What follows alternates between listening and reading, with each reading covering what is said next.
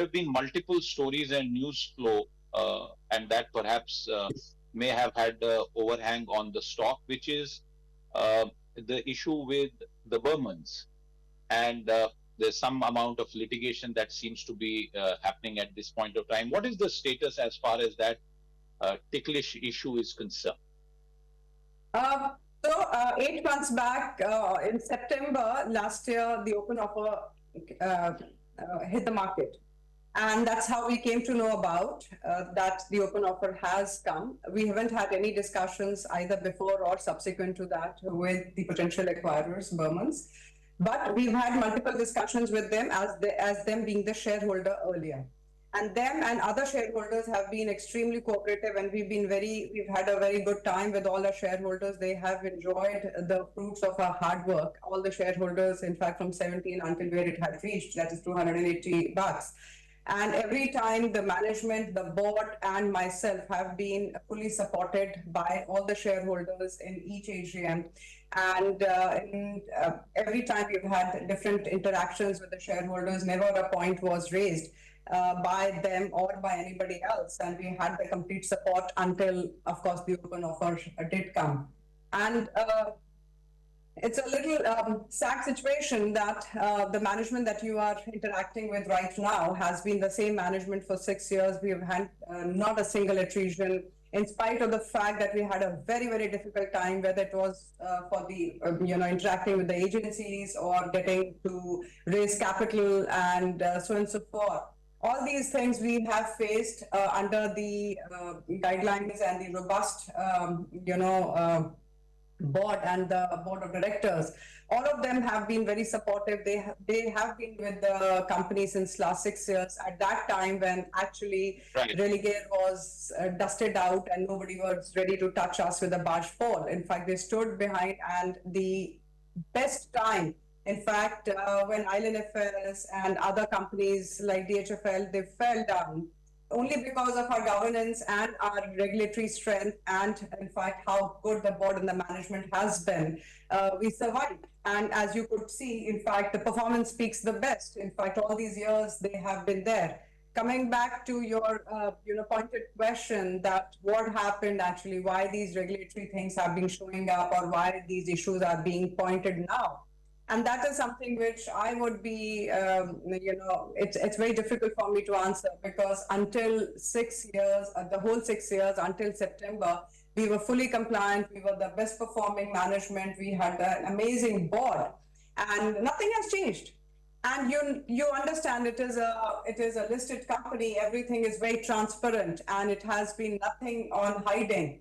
So whether it is the remuneration, whether it has been the ESOP, it has gone through the it is for me or for my fellow colleagues, it has gone through the same process as any other listed company would have got. The NRC appoints, then it goes to the board, and then it gets ratified by the shareholders. You can do nothing which is below the table. It is totally upfront. And definitely, in fact, the ESOP is the reason why we have survived, because there is a skin in the game for the management. Management stands committed on this. And we vested, in fact, whether it has been CARE or whether it has been REL. In fact, we've all put in money by, after the vesting of the ESOP. And that, at the time when it was very difficult, has also helped the company to survive. So I don't know how much time would it take to get over, but it does not stop us to progress. It does not stop us to move forward. Our aim, for the reason why we are all here, is to basically propel the company, create this 360-degree financial services, get each company to its logical conclusion.